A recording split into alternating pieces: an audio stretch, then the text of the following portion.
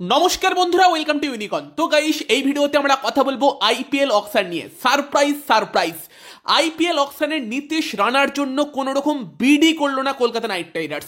নীতিশ রানার জন্য বেশ কিছু ফ্র্যাঞ্চাইজি ইন্টারেস্ট দেখালো, যেখানে কিন্তু Chennai super kings, royal challengers Bangalore, তাদের থেকে আমরা ইন্টারেস্ট দেখলাম। তবে লাস্ট অব্দি 4,20,00,000 টাকায় কিন্তু রাজস্থান রয়্যালস তুলে নিল নীতিশ রানাকে। বাট কলকাতা নাইট রাইডার্সের তরফ থেকে কোনো রকম ইন্টারেস্ট দেখা গেল না, এবং এই জিনিসটা ভীষণই সারপ্রাইজিং লাগলো, কারণ অ্যাটলিস্ট নিজেদের প্লেয়ারগুলোকে কেকেআর বিট করছিল। সেটা শ্রেয়াস আয়ারকেও করেছে, প্যাডেল তুলছিল। বাট নীতিশ রানা, যে কলকাতা নাইট রাইডার্স দলে 7টা বছর খেলেছে, টিমের ভাইস ক্যাপ্টেন ছিল, টিমকে 2023 সালে ক্যাপ্টেনশিপও করেছিল টিমের হয়ে, বেশ কিছু গুরুত্বপূর্ণ সময়ে টিমকে বাঁচিয়েছে। লাস্ট ইয়ার অবশ্যই ইনজিওর্ড ছিল, বাট সেই নীতিশ রানার জন্য কেকেআর কোনো রকম ইন্টারেস্ট না থাকে একটু সারপ্রাইজিং ছিল। তো সেই জায়গাতে দাঁড়িয়ে একটা তো ভালো ব্যাটসম্যান ইন্ডিয়ান কেকেআর টিমে দরকার, দেখা যাক সেটা কে আছে। তবে আমরা ভাবছিলাম যে 10 কোটির মধ্যে মামা হয়তো 5 কোটি নীতিশ রানার পেছনেই খরচা করতে পারে, বাট সেখানে একদমই ইন্টারেস্ট না দেখানো সারপ্রাইজিং। দেখা যাক ফিউচারে, মানে পরবর্তীকালে গিয়ে শাহবাজ আহমেদ টাইপের প্লেয়ার আসে কিনা। বাট 4,20,00,000 টাকায় কিন্তু নীতিশ রানা রাজস্থান রয়্যালসে, তাদের জন্য ভালো ডিল, ভালো প্লেয়ার নীতিশ রানা। যে কোনো টিমের জন্যই কিন্তু অবভিয়াসলি মিডিল অর্ডারে একটা ভরসার নাম হয়ে উঠতে পারে। সেখানে কিন্তু নীতিশ রানাকে কলকাতা নাইট রাইডার্স হারালো। তো কি আর বলবো, all the best for your future Ranaji, এটাই বলতে হবে। তো মিস করবো অবশ্যই নীতিশ রানাকে কেকেআরে। তবে কলকাতা নাইট রাইডার্স অবভিয়াসলি একটা ভালো বাই করেছে, আর সেই বাইটা হচ্ছে রবমান পাওয়েল। তো রবমান পাওয়েল কিন্তু অবভিয়াসলি কলকাতা নাইট রাইডার্সের জন্য একটা ভ্যালু এডিশন, কারণ রবমান পাওয়েলের মধ্যেও সেই পাওয়ারটা আছে, পাওয়েল পাওয়ার আছে তার মধ্যে, এবং সেখানে কিন্তু প্রথমত সে লিডারশিপ গ্রুপেরও একটা অংশ হতে পারে।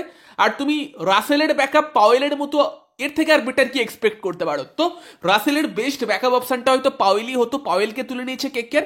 ইভেন তোমার পাওয়েলকে এবং রাসেলকে একসাথেও খেলানো যেতে পারে কম্বিনেশন ওয়াইজ, মানে ভিত্তি করে। সেখানে কিন্তু যদি ভালো ইন্ডিয়ান বোলার নিয়ে আসতে পারে কেকেআর, সেইটাও ট্রাই করা যেতে পারে। রাসেল পাওয়েল একসাথে ক্যারিবিয়ান পাওয়ার কিন্তু নিয়ে আসা যেতে পারে টিমে।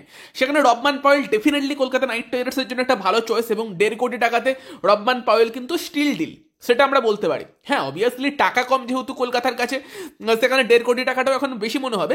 বাট রবমান পাওয়েলকে 1.5 কোটি টাকায় পাওয়া গিয়েছে, আমি তো পার্সোনালি হ্যাপি। তোমরা কতটা খুশি কমেন্টে জানিও। এবং তার সঙ্গে ওয়াশিংটন সুন্দরের ব্যাপারটা আমাকে খুব অবাক করলো। মাত্র 3,20,00,000 টাকায় গুজরাট টাইটান্স তাকে তুলে নিল, যেটা কিন্তু অনেকটা কম টাকায়। ওয়াশিংটনের যে এবিলিটি, তার যা স্কিল সেট, সেই ওয়াইজ কিন্তু ব্যাট হাতে যথেষ্ট ইম্প্যাক্ট রাখতে পারে। আমি তো ভাবছিলাম আরসিবি তার জন্য ভালো রকম বিট করবে, বাট আরসিবি কুণাল পান্ডিয়ার জন্য ওয়েট করছিল। বাট কি ক্লাউন ফ্র্যাঞ্চাইজি, মানে ইজিলি ওয়াশিংটনের জন্য বিট করতে পারতো। ওয়াশিংটনও আরসিবির জন্য ভালো অপশান কিন্তু হতে পারতো, বাট আরসিবি কিন্তু লাস্ট অব্দি ক্রুণাল পান্ডিয়ার জন্য গিয়েছে, এবং ক্রুণাল পান্ডিয়াকে 5,75,00,000 টাকায় রয়্যাল চ্যালেঞ্জার্স ব্যাঙ্গালোর তুলে নিয়েছে। এবং এখানেও কিন্তু সারপ্রাইজিংলি মুম্বাই ইন্ডিয়ান্সের তরফ থেকে কোনো রকম ইন্টারেস্ট দেখা যায়নি। তবে তোমাদের মুম্বাই নিয়ে যেরকমটা বলেছিলাম, যে মুম্বাই ইন্ডিয়ান্স কিন্তু তোমার রায়ান রিকেলটন তার জন্য যাবে, তাকে হয়তো অকশন থেকে নেবার চেষ্টা করবে, অথবা ডিককের জন্য যেতে পারে। ডিককের জন্য বিট করেছিল, খুব বেশি দূর করেনি, বাট তারা কিন্তু একটা ইয়ঙ্গার ভার্সন রায়ান রিকেলটনকে তুলে নিয়েছে, যে অবভিয়াসলি মুম্বাইয়ের জন্য একটা ভালো চয়েস হতে পারে। দেখা যাক কেমন খেলে ভবিষ্যতে গিয়ে। রায়ান রিকেলটন কিন্তু মুম্বাইতে গেছে, এবং তার সঙ্গে সঙ্গে কিন্তু জোস ইংলিশকে তুলে নিয়েছে পাঞ্জাব কিংস। আবারও অস্ট্রেলিয়ান একটা ফেভার তাদের টিমে, 2,60,00,000 টাকায় কিন্তু জোস ইংলিশকে নিজেদের দলে নিয়ে এসেছে পাঞ্জাব কিংস।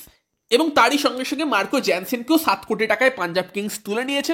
পাঞ্জাবের জন্য আরও একটা ভালো ডিল, পাঞ্জাব কিন্তু দুটো ভালো ডিল করেছে। বাট স্যাম কারেনের জন্য পাঞ্জাব আরটিএম ইউজ করতে পারত। মাত্র 2,40,00,000 টাকায় স্যাম কারেন কিন্তু সিএসকেতে চলে গেল, যেটা সিএসকের জন্য অত্যাধিক ভালো ডিল। বাট কেন জানি না যে পাঞ্জাব তার জন্য আরটিএম ইউজ করলো না। স্যাম কারেন 2,40,00,000 টাকাতে তো অনেক ভালো, সেটাই বলতে হবে।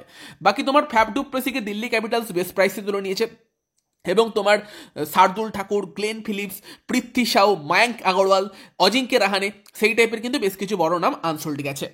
কেন উইলিয়ামসনও আনসোল্ড গেছে, যদিও এই প্লেয়ারগুলো পরবর্তীকালে আসতে পারে, তাদেরকে তখন অন্য কোনো দল কিন্তু নিতে পারে, আবার নিয়ে আসা যাবে এই প্লেয়ারগুলোকে যারা আনসোল্ড যাচ্ছে।